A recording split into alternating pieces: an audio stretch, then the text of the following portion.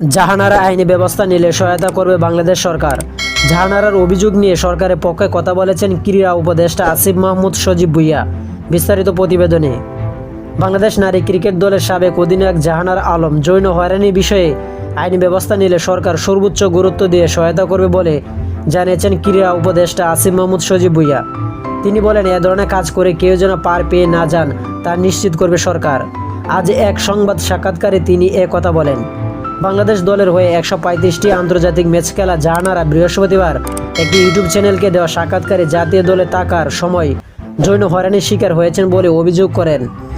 জাতীয় নারী দলের সাবেক নির্বাচক মঞ্জুরুল ইসলাম এবং নারী বিভাগের সাবেক ইনচার্জ প্রয়াত তৌহিদ মাহমুদকে দায়ী করে তাদের কখনোই ক্ষমা করবেন না বলে মন্তব্য করেন।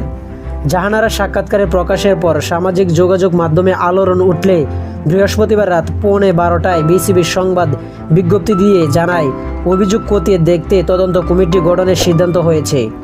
বিষয়টি নিয়ে আজ কথা বলেন ক্রীড়া উপদেষ্টা।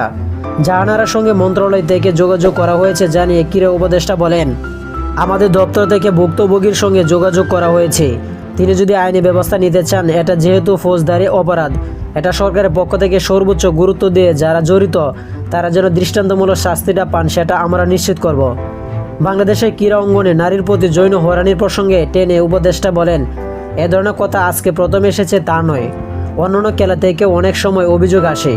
আমাদের নিশ্চিত করতে হবে এ ধরনের কাজ করে কেউ যেন পার পেয়ে না যায়। জাহানারার অভিযোগ বিষয়টি নিয়ে সামাজিক যোগাযোগ মাধ্যমে পোস্ট দিয়েছেন বাংলাদেশ জাতীয় ক্রিকেট দলের সাবেক অধিনায়ক মাশরাফি বিন মুর্তজা। মাশরাফি বিন মুর্তজা এর কঠোর শাস্তি দাবি চেয়েছেন। জাতীয় দলের আরেক সাবেক অধিনায়ক তামিম ইকবালও দায়ী ব্যক্তিদের শাস্তি চেয়েছেন।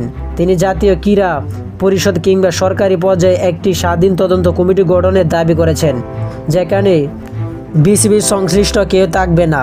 তো আশা করি যারা টি স্পোর্ট গ্যালারি চ্যানেলটি সাবস্ক্রাইব করেন, সবাই টি স্পোর্ট গ্যালারি চ্যানেলটি সাবস্ক্রাইব করবেন।